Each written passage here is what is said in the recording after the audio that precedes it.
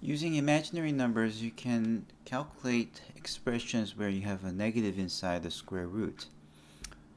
So what you need to know is that square root of -1 is what we call I, so that I squared is equal to -1, and negative any number can be represented as -1 times that number, so that it's equal to square root of 5i. So these are some of the things that you have to know before actually solving this question.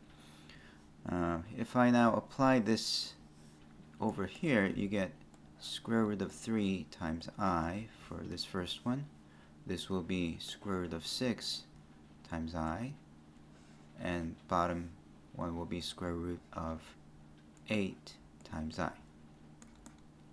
Now because I times I would be I squared, and that's equal to -1, this will be square root of 3 times 6, which is 18, times -1, and then you have square root of 8 I. Now what is 1 over I? Well, 1 over I, you can multiply I top and bottom,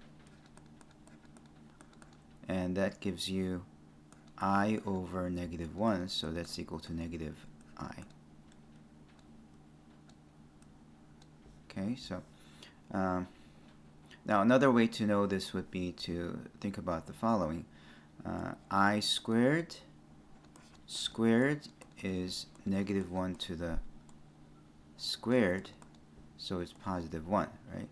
So therefore we know that I to the 4th is +1, and if you divide I both sides, then you get I cubed equals to 1 over I, and I cubed would be I squared times I, so this is -1, so this will be -I equals to 1 over I.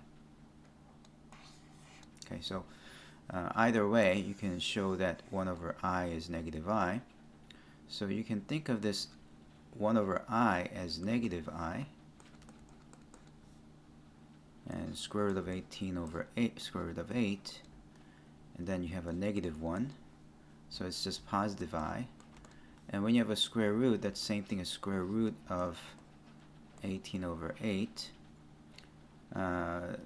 That's equal to 9 over 4, right?